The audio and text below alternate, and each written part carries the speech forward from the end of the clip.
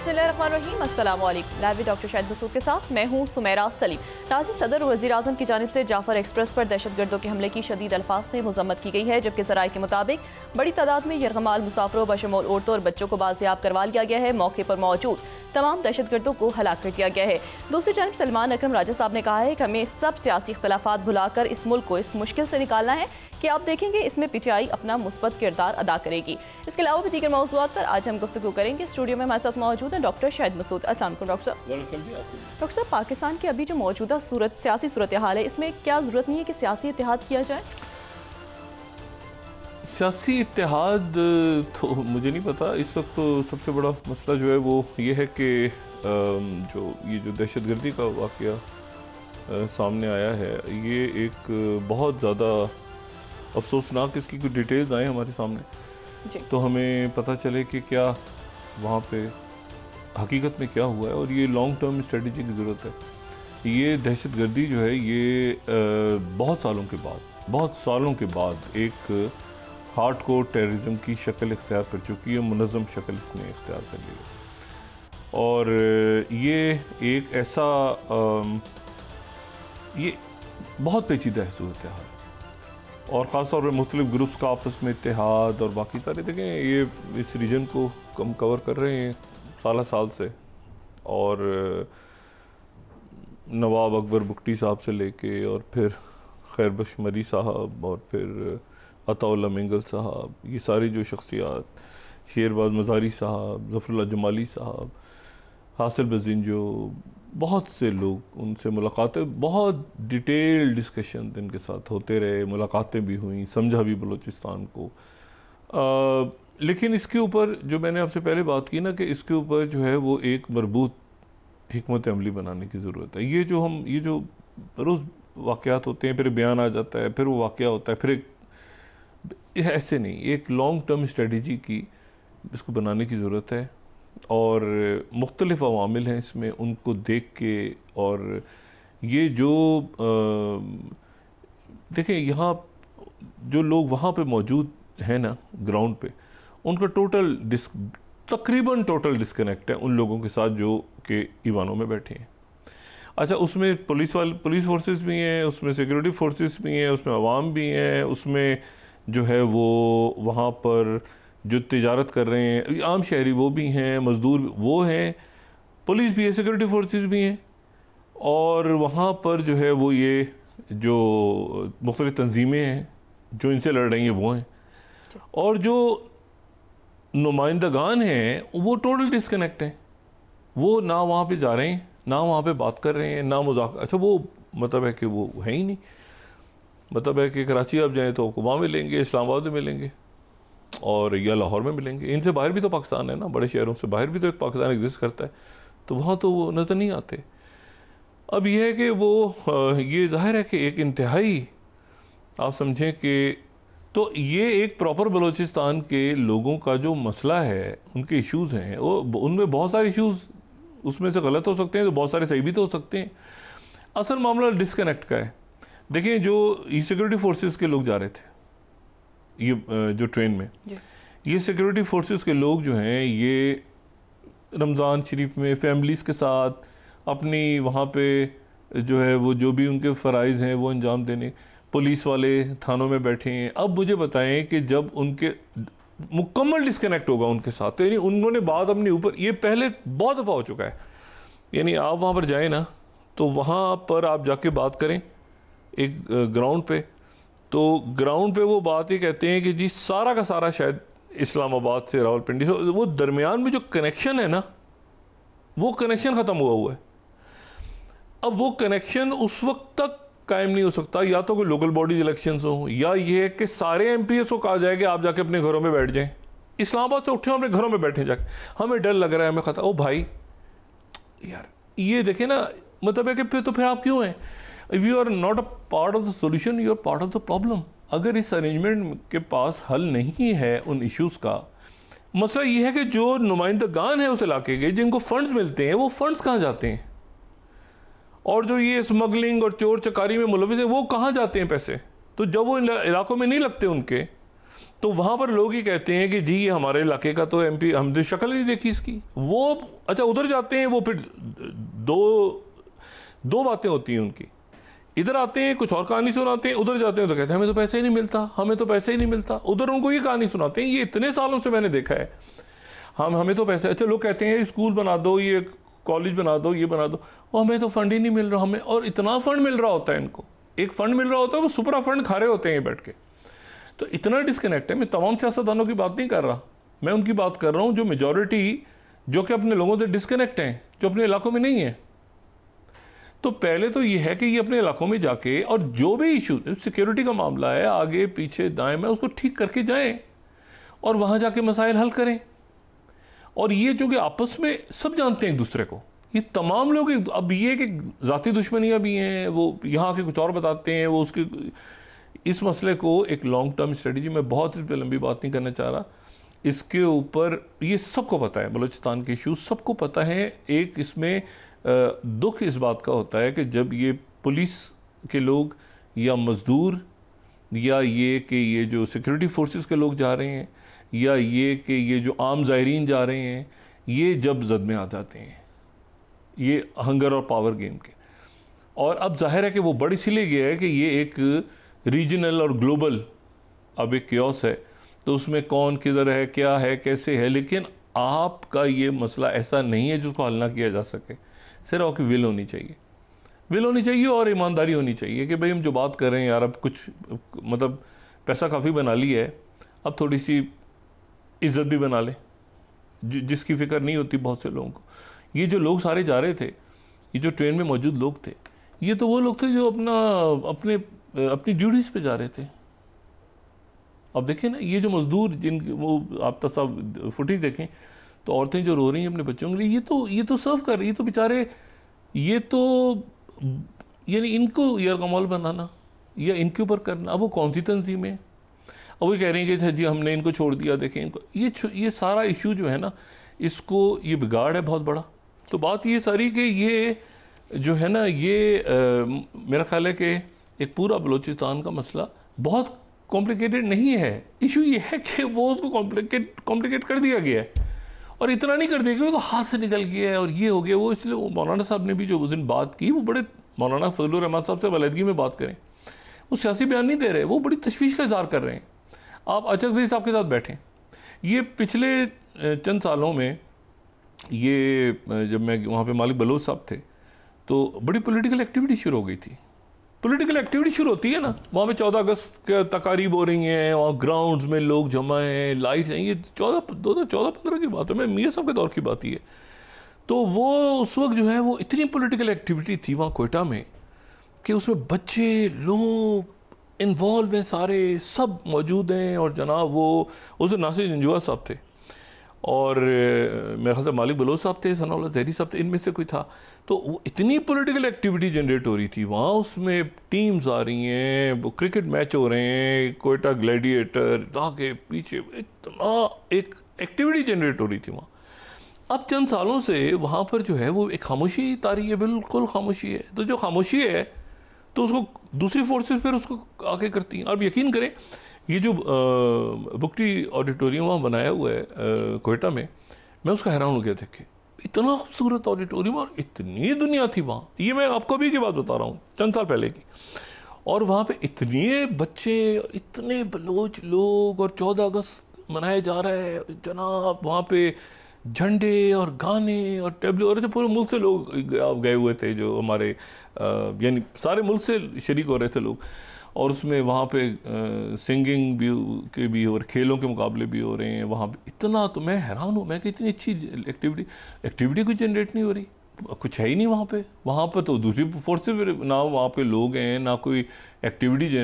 वो political activities आप generate करें वहाँ पे, वज़ीर आला, बाकी जो वज़रा हैं, बाकी लोग हैं, मतलब 4-5 घंटे लग गए।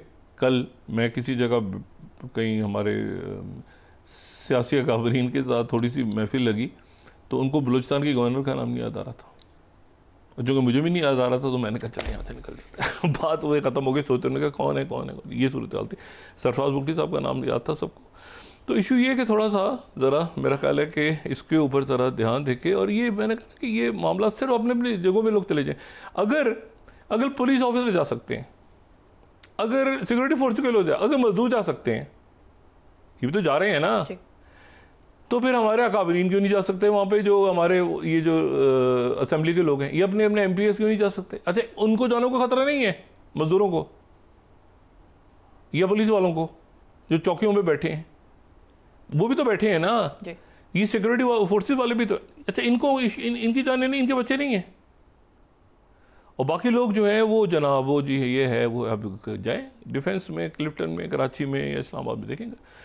तो बात ये है कि एक तो फोर्स किया जाए इनको कि अपने अपने इलाकों में जाओ, और वहाँ पर जो है वो JUIF नज़र आती है, मौलाना साहब के लोगों पे तो अटैक्स होते हैं वहाँ पे। और ये जो हमारी शख्सियात हैं, इसमें फजलुर रहमान साहब इन्वॉल्व हों, इसमें जरदारी साहब इन्वॉल्व हों। जरदारी साहब जब शुरू में पहली, मैं इससे बात ख़त्म करता हूँ यहीं पे, जब प्रेसिडेंट बने ना जरदारी साहब, तो उनसे बात हुई एक मौके पे कि जी ये आप बलूचिस्तान के इश्यूज़ में करें। इनकी बड़ी ज़ाहिर है कि एक बड़ा इनका हल्का अहबाब बलोच सरदारों के साथ और सबके साथ और आम लोगों के साथ। तो कहने लगे मैं कर तो लूँ, लेकिन मसला ये है कि ऐसा ना हो कि मैं जो बात करूँ वो बात आगे मेरी ख़राब हो जाए, यानी मैं क्यों इस मामले में पढ़ूँ बीच में। तो वो हिचकिचा रहे थे। अब आप देखें ना, इसमें नवाज शरीफ साहब, जरदारी साहब, इसका पॉलिटिकल हल भी तो है ना, सारा हल इसका कोई जो है वो फौजी हल तो नहीं है। तो आप मुझे बताएं कि इधर से सिक्योरिटी फोर्सेस लड़ रही हैं, उधर से वो जो BLA या मजीद ब्रिगेड या जो वो लड़ रहे हैं, तो पॉलिटिकल फेसेस कहाँ हैं? इशू ये है कि इसमें अचकज़ई साहब, इसमें मियाँ साहब, इसमें जरदारी साहब इन्वॉल्व हूँ खुद ज़ाती तौर पे, इसमें जिसको भी इन्वॉल्व करना है, और इसमें खान साहब को इन्वॉल्व करें लाजमन, और इसमें आप बाकी लोग सारे, फजलुर रहमान साहब हैं, बाकी लोग हैं सारे इसमें इन्वॉल्व होकर बलूचिस्तान के इशू को। सियासी इत्तेहाद तो अलग बात है, इत्तेहाद की ज़रूरत ही नहीं है, ये तो मुल्क की बात है ना, और उसमें देखें जो अपना किरदार अदा कर सकता है वो अदा करे। मैं वही बात कह रहा हूँ ना कि भाई अगर पुलिस ऑफिसर जा सकते हैं और सिक्योरिटी फोर्सेस के लोग जा सकते हैं, मजदूर जा सकते हैं, उनकी जाने नहीं है, और ये गमाली और ये सारे लोग अगर जा सकते हैं, तो हमारे वहाँ के जो मुंतखब अरकान है वो अपने इलाकों में क्यों नहीं जा सकते? अच्छा, वो फिर उसको बहाना बनाते हैं। ऐसे हालात हैं कि जो मुंतखब अरकान अपने घरों में नहीं जा सकते, इसको भी एक इशू बनाते हैं। वो भाई जाए ना अपने घरों में, हमला प्रोटोकॉल पुलिस लेके चले जाएं घरों में अपने, क्या मसला है? तो इसका ये हल निकलाएगा। अच्छा, कुछ 9.5 घंटे मुलाकात जारी रही यूक्रेन के वफूद की और अमेरिकन जो वफूद थे वहाँ पे, वफ्द दोनों तरफ के जो मिला के मैं वफूद कह रहा हूँ, और ये रियाद में नहीं बल्कि जद्दा में ये मुलाकात हुई, 9.5 घंटे जारी रही, और 9.5 घंटे ये मुलाकात जारी रहने के बाद फिर उनकी एक जॉइंट स्टेटमेंट सामने आई। अच्छा, उधर से मार्को रूबियो उसकी क़यादत कर रहे थे, और वहाँ से जो है वो ज़ाहिर है कि चीफ ऑफ स्टाफ उनके जो हैं वो क़यादत कर रहे थे, जो प्रेसिडेंट ज़ेलेंस्की के हैं। लेकिन इसको अगर हम फर्स्ट स्लाइड में दिखा सकें, और ये जो जॉइंट स्टेटमेंट इनकी इशू हुई है US एंड यूक्रेन, तो उसमें फिर हमें ये नज़र आता है कि यूक्रेन ने एक्सेप्ट कर लिया US proposal, immediate interim 30 days ceasefire which can be extended by mutual agreement of the parties, ठीक है, which is subject to acceptance and concurrent implementation by the Russian Federation। अच्छा, और 30 दिन का सीज़ फायर एक्सेप्ट हो गया। अच्छा, अब अगला हिस्सा का बड़ा इंपॉर्टेंट है कि United States will communicate to Russia.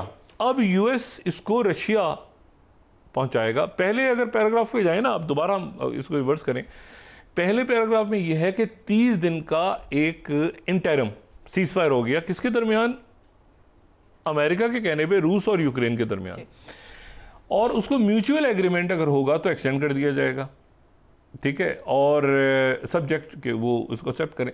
America convey करेगा रशिया को कि रशिया की तरफ से रेसिप्रोकेट होना ज़रूरी है अचीविंग पीस के लिए, और अमेरिका जो है फौरी तौर पे इंटेलिजेंस शेयरिंग और सिक्योरिटी असिस्टेंट को रिज्यूम करेगा। इंटेलिजेंस शेयरिंग जो है वो भी शुरू कर देगा। और डेलीगेट जो हैं उन्होंने इशू नाम वाम दिए और बाकी बातें सारी फरोई हैं। और यूरोपियन पार्लियामेंट पार्टनर्स का भी शुक्रिया था कि इसमें बरतानिया ने एक खामोश रोल प्ले किया, बड़ा इंपॉर्टेंट। जो कियर स्टैमर हैं ब्रिटिश प्राइम मिनिस्टर, उन्होंने ये पूरा डील करवाने में और ये मामला आगे बढ़े, तो उसमें बरतानिया का भी एक रोल है। अच्छा, तो ये इनकी मीटिंग ख़त्म हुई 9.5 घंटे की, और उसके बाद वो इंटेलिजेंस शेयरिंग और एड उनकी जारी हो गई। लेकिन सवाल ये है कि अब ये मामला यहाँ से जितनी जल्दी हो कॉम्प्रिहेंसिव एग्रीमेंट हो। तो आखिरी जो है ना, ये वाला बड़ा इंपॉर्टेंट है, comprehensive agreement for developing Ukraine's critical mineral resources to expand Ukraine's economy and guarantee Ukraine's long-term prosperity and security। जो चीज़ इस एग्रीमेंट में नहीं है, ये तो चीज़ें हो गई ना कि इसमें वो भी हो गया कि जी एक सीज़फायर हो गया, एक ये है कि वो रशिया को कन्वे कर दिया जाएगा, ये हो गया, साथ ही वो इंटेलिजेंस शेयरिंग हो गई, साथ ही इसमें जो है इनकी एड भी शुरू हो गई। सिक्योरिटी गारंटीज नहीं है, सिक्योरिटी गारंटी नहीं है यूक्रेन की। असल जो बात है ना, यूक्रेन की सिक्योरिटी गारंटी, फौजी इमदाद देना और उनकी जो है इंटेलिजेंस शेयरिंग शुरू कर देना, ये तो एक बात है ना। लेकिन जब सीज़फायर हो गया तो फौजी इमदाद का क्या करना है? फौजी इमदाद का फिर क्या करना है? अगर सीज़फायर हो गया है तो फिर फौजी इमदाद दूसरी इमदाद होगी। लेकिन असल बात यह है कि इसमें 3-4 चीज़ें ऐसी हैं जो अचीव कर ली हैं प्रेसिडेंट पुतिन ने। पहली चीज़ तो अचीव ये कर ली है कि जो हिस्से उनके पास चले गए हैं वो वापस नहीं जाएंगे। एक तो ये बात हो गई कि जो इलाके चले गए रशिया के पास वो वापस नहीं जाएंगे। फिर जो बात है वो ये है कि इसमें ये भी अचीव कर लिया उन्होंने कि नेटो का हिस्सा नहीं बनेगा। अब अगर हम ये ताज़ा तरीन ये देखें ना, तो एक 2 मैप्स मैं यहाँ पे जाऊँगा कि मैं जल्दी से दिखाऊँगा, इंपॉर्टेंट हैं। एक तो फर्स्ट स्लाइड है, अगर हम देखें इंटरनेशनल ये जो institute of study of war है, इसको अगर हम देखें तो ये पिछले 24-48 घंटों में, तो उसमें पता ही चलेगा कि अगर हम इसको देखें, इसी को हम देखें तो एक तो कस का इलाका है। कस ऑफ ब्लास्ट वो है जहाँ पे ये एंटर हुए थे। और ये आप देखें ये पूरा जो रेड इलाका है, 1 मिनट यहाँ पे अगर रोकेंगे तो हम इसको देखें। हाँ, अब आप देखें ऊपर क्या ये कह रहे हैं, 11 मार्च को रशियन फोर्सेज ने सीज़ कर लिया, ठीक है। वो कह रहे हैं कजाचिया और लोतनिया का इलाका सीज़ कर लिया 11 मार्च को, ठीक है। ये हमें एक जो इसमें बॉक्स है उसमें ये लिखा नज़र आ रहा है। दूसरा ये है कि एडवोकेट्स ये इंडिकेट कर रहा है, दूसरा जियो लोकेटेड फुटेज इंडिकेट कर रही है कि रशियन फोर्सेज एडवांस टू ज़ुलिस्कवा, ठीक है। यहाँ से भी एडवांसमेंट हो रही है। फिर उसके बाद ये है कि तीसरे बॉक्स को देखें तो उसमें नज़र आ रहा है कि ये बोंद्रेवस्का का इलाका ये भी सीज़ हो गया है। ये सारे जो इलाके सीज़ हो रहे हैं, ये बुनियादी तौर पे जो दरमियान में एक राउंड है, ये जो गोला सा बीच में जो एक सर्कल सा बना हुआ है, ये है सुत्जा का इलाका। ये बिल्कुल कर्स का सेंटर है। कर्स के इलाके के सेंटर को ये चारों तरफ से घेरा जा रहा है। फिर अगर आप 4th पे चले जाएँ तो उसमें भी ये नज़र आ रहा है कि Russian force advance into south of Kurivolska, ठीक है। ये आपको लेफ्ट पे जो लिखा नज़र आ रहा है। तो चारों तरफ से अगर ये 4 बॉक्सेस हैं तो इन 1 2 3 4 5 बॉक्सेस है। 5 बॉक्सेस को आप देखें तो इसमें एक ये भी है कि मेनोखोवा और जेमुस्त के यहाँ पर भी, तो हर तरफ से रशियन फोर्सेस की एडवांसमेंट है, ठीक है। चारों तरफ से रशियन फोर्सेस की एडवांसमेंट है। और दरमियान में अगर सेकंड हम देखें तो एक कर्स के इलाके को उन्होंने घेर लिया। अब ये वो इलाका है, चूँकि सीज़फायर नहीं हुआ अभी तक। सेकंड मैप अगर हम देखें तो ये मैं जो कल भी मैंने बात की, मैं दोबारा कह रहा हूँ कि कर्स का इलाका जो है इसीलिए इंपॉर्टेंट है, इसको घेर लिया है रशियन फौज ने। अच्छा, रशिया ने अभी तक सीज़फायर नहीं किया, इन्होंने सीज़फायर कर दिया है। कल पहले इन्होंने भरपूर हमला किया, ड्रोन अटैक किया मॉस्को पे, आगे पीछे। इनको पता सीज़फायर की बात होने जा रही है, उससे पहले अटैक करो, प्रोवोक करो। उसके बाद उन्होंने अटैक किया, लेकिन उसके बाद ये है कि वो सीज़फायर का ऐलान हो गया। अब इनकी तरफ सीज़फायर रशिया की तरफ से नहीं है। रशिया जो है वो उसने इन इलाकों को घेर लिया और तेज़ी से आगे बढ़ता जा रहा है। जो प्रेसिडेंट पुतिन है, अब सवाल ये है कि उनसे बात कौन करेगा। तो उनसे बात करेंगे स्टीव वित्कॉफ, और स्टीव वित्कॉफ जो हैं गालिबन वो उनसे बात करने के लिए आज रात को या कल मॉस्को पहुंच जाएंगे। कल तक हम जब गुफ्तगू करेंगे, ज़िंदगी रही तो उसमें कुछ हमें आइडिया हो जाएगा कि कौन पहुंचा है। स्टीव वित्कोफ जो है अब उनकी पोजीशन बड़ी इंपॉर्टेंट हो गई है, क्योंकि स्टीव वित्कोफ जो है आज दोहा में है। दोहा में वो इसराइल, इजिप्ट, कतर में तो खुद हैं, और सऊदी अरेबिया, वो सारा ये जो सीज फायर प्लान है इसके ऊपर वो बात कर रहे हैं। मिस्टर एम वहाँ मौजूद हैं। नेतन्याहू वापस अदालत में खड़े थे सारा दिन, आज गुस्से में आ गए, उन्होंने घुसे मारे अदालत के अंदर, उन पर ट्रायल शुरू हो गया। नेतन्याहू अमलन जो है वो अलग हो गए हैं इस पूरे इसराइल के पूरा जो भी डील हो रही है इसमें, हमास के साथ, कतर के साथ, इजिप्ट के साथ, इसराइल के जो फोर्सेज हैं उनके साथ के भी आगे कैसे चलना है। और नेतन्याहू से पूरा दिन आज नेतन्याहू अदालत में वो जो करप्शन चार्जेस और बाकी चार्जेस के ऊपर सारा दिन वो उधर कुछ भी नहीं नेतन्याहू की तरफ से खबर आई सवाइस की अदालत में वो गुस्से में आ गए, घुसे मारे उन्होंने मेज़ पे, और उन्होंने कहा कि मतलब वो बहरहाल। अच्छा, अब इसमें तो स्टीव वित्कोफ की, मैं इस ये गजा के सीज़फायर पे दोबारा आता हूँ, लेकिन स्टीव वित्कोफ की पोजीशन बड़ी अहम हो गई है। वो कैद के लोग कहाँ गए जो कि जनरल अपॉइंट हुए थे यूक्रेन के लिए, वो तो इस खेल से आउट हैं, और वो शायद कोई क्रिटिकल मिनरल की जब डील विल फाइनल हो तो उस वक्त उनका नाम सामने आए। लेकिन यह है कि प्रेसिडेंट ट्रम्प ने 2-3 बातें साथ बड़ी अहम की हैं। एक तो उन्होंने कहा है कि ये रशिया से हम बात करने जा रहे हैं और रशिया बड़ा ज़रूरी है कि इसको एक्सेप्ट कर ले इस पीस प्लान को सारा, और साथ ही उन्होंने ये कहा कि जेलेंस्की को दोबारा बुलाने में, कोई पूछा उनसे रिपोर्टर्स ने प्रेसिडेंट ट्रम्प से कि जेलेंस्की को बुलाएंगे अब दोबारा व्हाइट हाउस, उन्होंने कहा बुला लेंगे, ये माहदे वगैरह सारे साइन हो जाएंगे तो मैं वापस दोबारा बुला लूँगा, कोई इशू नहीं है। तो वो जो है वो, अच्छा, अब स्टीव वित्कोफ जो है वो मुलाकात करेंगे प्रेसिडेंट पुतिन से, ये इतलात हैं, या मार्को रूबियो करेंगे या NSA करेंगे, माइक वॉल जो है, तो इनमें से कौन, तो गालिबन स्टीव वित्कोफ ही मुलाकात करेंगे और प्रेसिडेंट पुतिन से करेंगे गालिबन। ये भी हो सकता है कि मार्को रूबियो कर लें, और ये भी हो सकता है कि उनके NSA कर लें अमेरिका के। लेकिन ये जो मुलाकात होगी ये इंपॉर्टेंट इसलिए होगी कि प्रेसिडेंट पुतिन इसमें ऑन बोर्ड हर बात पे, एक तो चाइना को ले रहे हैं, चाइना को वैसे भी पता होता है कि कहाँ तक, दूसरा ये है कि वो किसी सूरत, अब जो बात है और क्या चीज़ें गेन हो गई इसमें, रशिया जो है वो कोई बूट्स ऑन ग्राउंड तो ख़त्म हो गया ना किस्सा, यूक्रेन में कोई बूट्स ऑन ग्राउंड नहीं होंगे, ये बात भी हो गई। ये बात तो ऑलरेडी हो गई ना, यानी जो अमेरिका ने कह दिया कि बूट्स ऑन ग्राउंड नहीं होंगे तो नहीं होंगे, जो इलाके चले गए वो चले गए, और इलाके जो अब जा रहे हैं वो भी चले गए उधर से ही। तीसरा मसला ये मिनरल्स भी चले गए। चौथा मसला ये कि जेलेंस्की भी आहिस्ता आहिस्ता फारिग हो जाएंगे, तो हो गए तकरीबन फारिग। चौथा जो है वो ये है कि यहाँ पर कोई ये डीमिलिटराइज जोन हो जाएगा, यानी इसमें आप याद करें कि वो प्रेसिडेंट ट्रम्प क्या कह रहे थे कि जब हमारे लोग वहाँ जाके माइनिंग करेंगे भाई तो हमारे लोगों पे थोड़ी बमबारी करेगा रशिया, तो उसको इतना असला और इतनी मिलिट्री देने की क्या ज़रूरत है, वहाँ इकॉनमी आप बढ़ाएं, ठीक है ना, आप वहाँ पे इकोनॉमिक जोन्स बनाएं, वहाँ पे तरक्की करें, ये करें वो करें। तो इसका मतलब है, तो ये बार बार प्रेसिडेंट ट्रम्प से सवाल हो रहा था कि जी सिक्योरिटी कैसे प्रोवाइड, उन्होंने कहा हम लोग होंगे ना, अमेरिका होगा जब, तो हमला कौन करेगा अमेरिका पे, तो हमें क्या जरूरत। तो वो बूट्स ऑन ग्राउंड भी गए, बूट्स ऑन ग्राउंड वाला डिमांड भी गया, नेटो भी गया, इलाके भी गए, इंसानी जानें भी गई, सब कुछ गया, जेलेंस्की खुद भी गए। और वो जो, और ये सारी हरकत उस वक्त हुई थी जब इन्होंने ईस्टवर्ड प्लान बनाना शुरू किया था जॉर्जिया, और फिर आहिस्ता 2004 में, और ये न्यू यूरोप और रम्सफील्ड उस वक्त बड़ी खुशियों का इजहार, और पोलैंड और ये बैल्कन स्टेट्स को भी मुसीबत में डाला है। लेकिन आई थिंक इनका रशिया के साथ मामला अच्छे हो जाएंगे, और बाल्टिक स्टेट्स को भी डाला है। वक्फा लेंस के बाद बात करते हैं, यहाँ बहुत कुछ हो रहा है। ये यहाँ से मुराद ये है कि हमारे करीब जी, वैसे तो वो इलाके भी करीब में, लेकिन हमारे और आसपास बहुत कुछ हो रहा है जी पाकिस्तान के। जी नाज़रीन, वापस आते हैं छोटे से ब्रेक के बाद।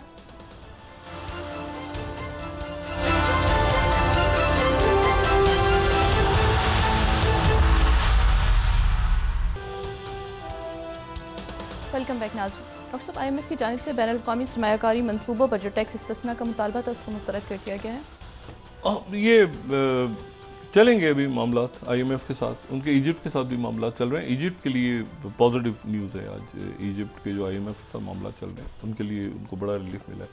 तो देखते हैं कि, लेकिन यहाँ पर IMF का इशू, उससे ज़्यादा इम्पोर्टेंट इशू ये है कि हम अपने अखराजात कम करें।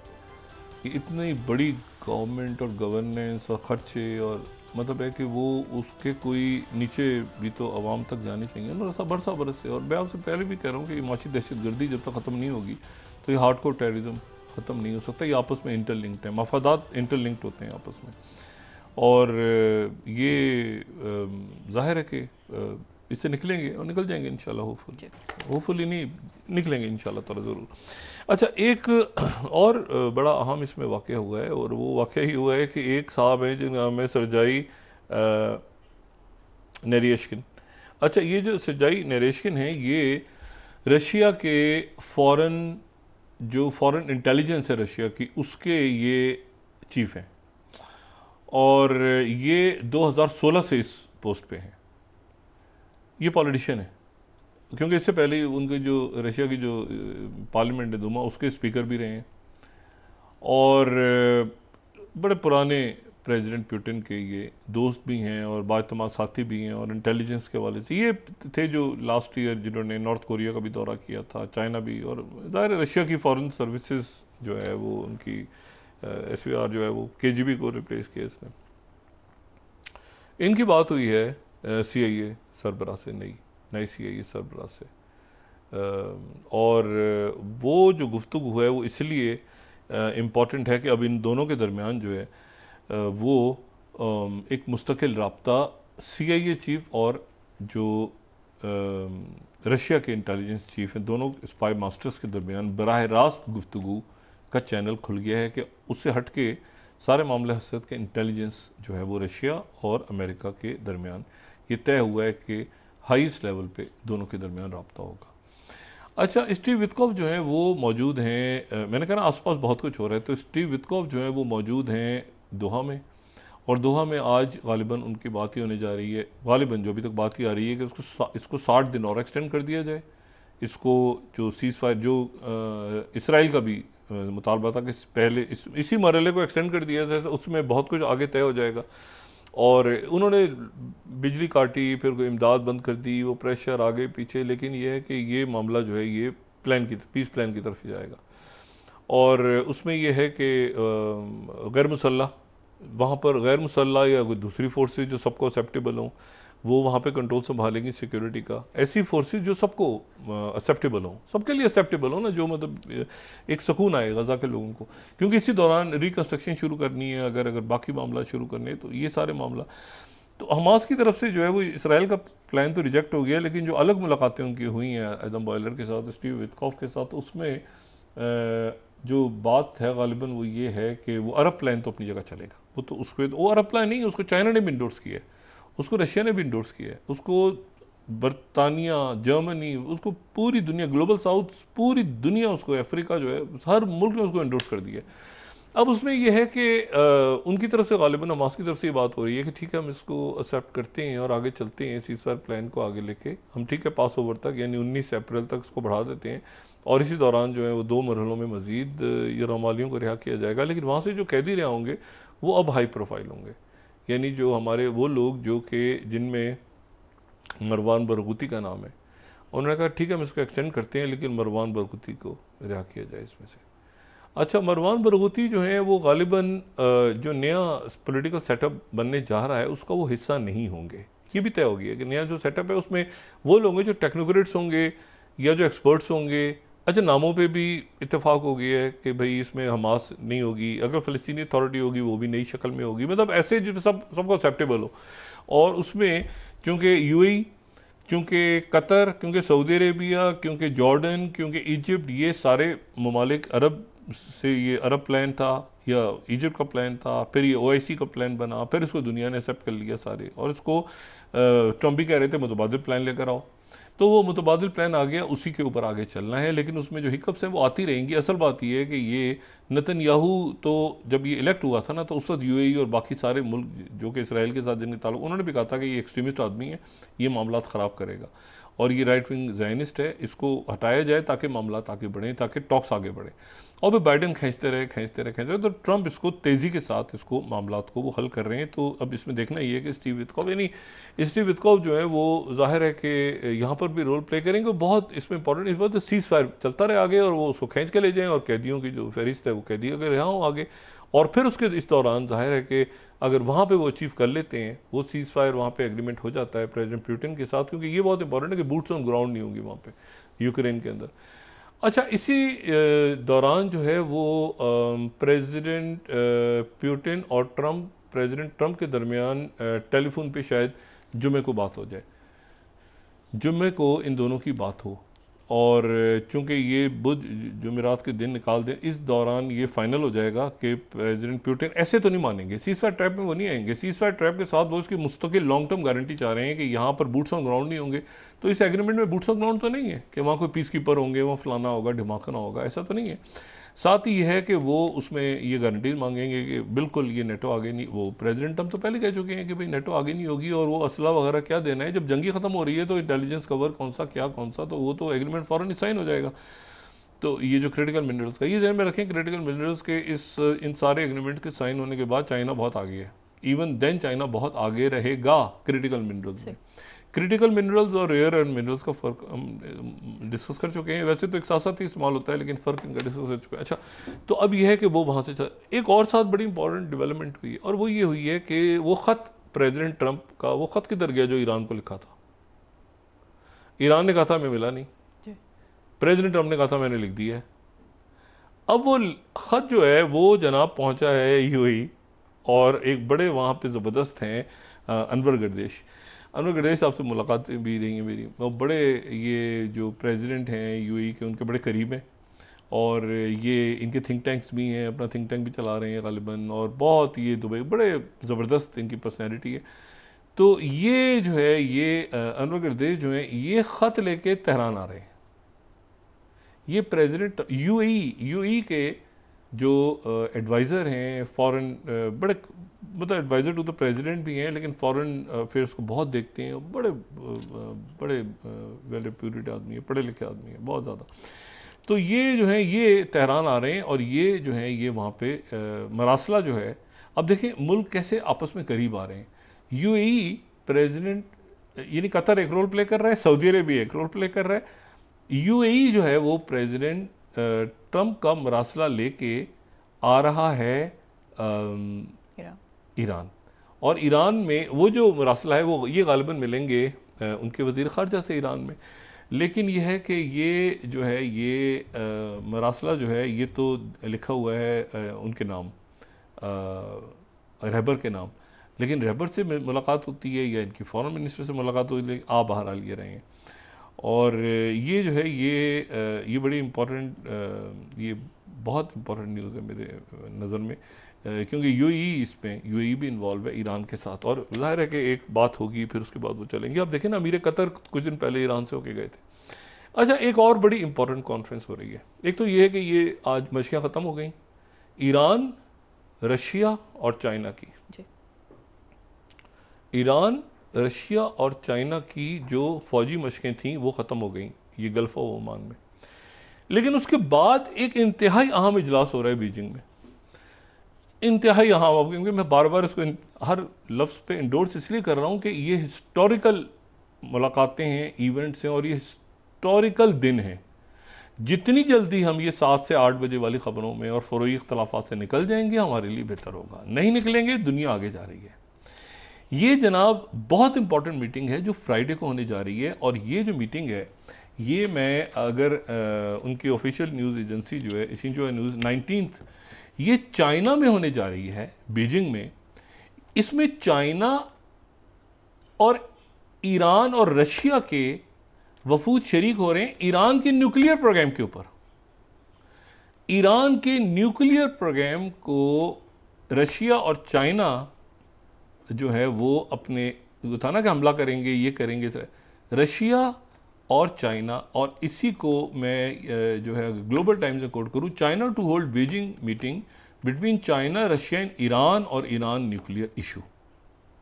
यानी चाइना जो है, देखें बात ये सारी कि ये नए अलाइंसेस बन रहे हैं, ठीक है, ये नए अलाइंसेस बन रहे हैं, और ये बहुत अहम है कि इस वक्त जो है वो इन सबको, क्योंकि आने वाले दिनों में मैंने आपसे कहा ना कि इस पूरे इलाके में ये इसकी बड़ी अहमियत हो जाएगी। अब ये 15 में कोट कर रहा हूँ, अमेरिकी delegation due in Iran to deliver Trump letter. अच्छा, और फिर ग्लोबल टाइम ने इसको बड़ा प्रोमिनेंट लिखा है 14, देखिए ना कि China, Iran and Russia complete joint maritime drill boosting capabilities in non traditional security field. Non traditional security field. अच्छा, तो मुल्क तेज़ी के साथ आपस में उनके राब्ते, उनके मामला तय होने जा रहे हैं। ये सीरिया में जो SDF का मामला हुआ है ना, अबूरी प्रेसिडेंट जो उनके अहमद शरा हैं, ये हिस्टोरिकल इवेंट है। और अब इसराइल जो है कोशिश कर रहा है दुरूज जो लोग हैं उनको अपने साथ, उनके ऊपर हाथ उनसे कहे, वो पहले ही जो है वो वली जुमला चक्कर लगा के इनसे मुलाकात करके जा चुके हैं, तो वो वहाँ पर भी इसराइल को कुछ गेन नहीं होगा। वो इस पर बहुत गेन कर रहे थे कि ये SDF यहाँ रहेगी तो अमेरिकन रहेंगे, तो ये एक अंदर खाना जंगी होती रहेगा। ये बहुत अच्छा स्टेप लिया प्रेसिडेंट ट्रंप ने कि उन्होंने वो जो पहले 2019 का उनका इनकम्प्लीट एजेंडा था, जो उनकी डीप स्टेट या उस वक्त के लोग जितने थे, जो कल भी मैंने बात की, वो चाहते थे कि इसराइल में खाना जंगी, इसमें सीरिया में खाना जंगी होती रहे, तो वो खाना जंगी कल ख़त्म हुई और उनके जो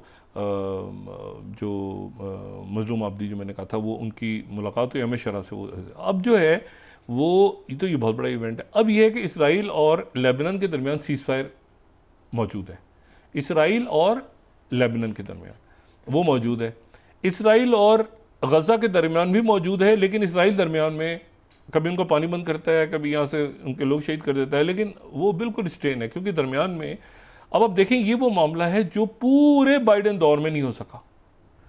पूरे बाइडेन दौर में अभी जंगबंदी है इस वक्त, अब जंगबंदी को एक्सटेंड करना है, इसको आगे अगले फेज में जाना है।